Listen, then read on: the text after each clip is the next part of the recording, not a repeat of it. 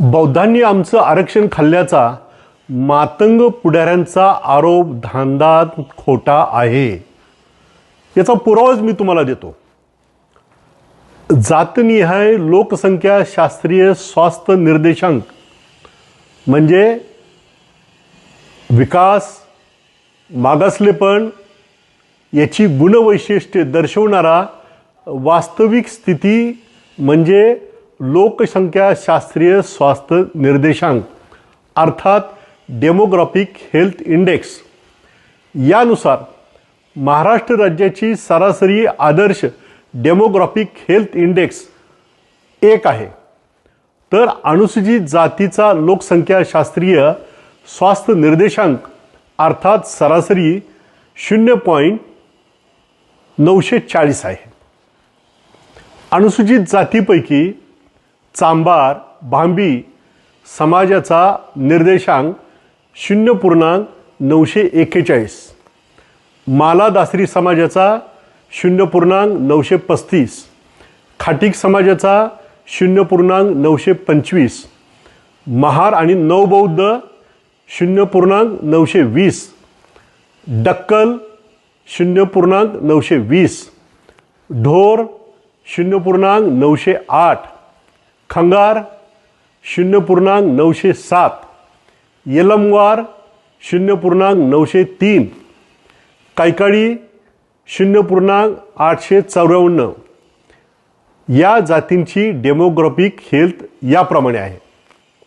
आता आपण बघूया मांग व मांग आरोडी समाजापेक्षा चांभार, मालादासरी, खाटीक, ढोर, खंगार, यल्लमवार, कैकाडी ह्या जातींचा डेमोग्राफिक हेल्थ इंडेक्स जास्त व चांगला असताना केवळ बौद्धांनी आमचे आरक्षण खाल्ले, बौद्धांनी आमचा विकास पळवला असा मातंग समाजातील अर्ध्या हळकुंडाने पिवळे झालेल्या पुढाऱ्यांनी केलेला आरोप धादांत खोटा, बिनबुडाचा आणि देशबुद्धीचा आहे।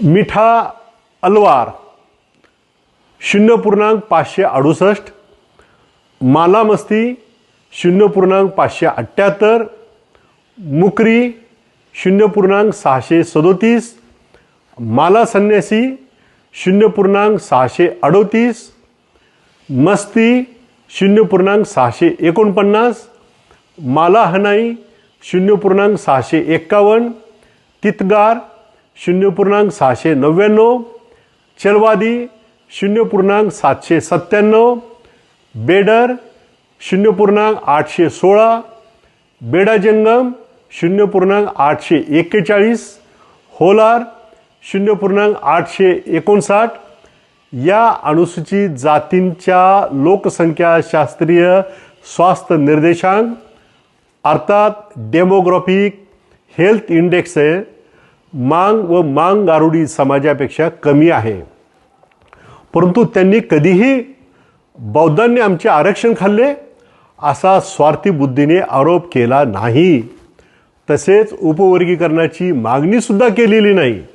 त्यामुळे स्वतःची राजकीय पोळी भाजण्यासाठी स्वतःला सत्ताधाऱ्यांकडून पद, पैसा, प्रतिष्ठा मिळवण्यासाठी मांग समाजाचे मुठभर पुढारी जाती जातीमध्ये विद्वेष पसरून सामाजिक स्वास्थ्य बिघडवित आहेत।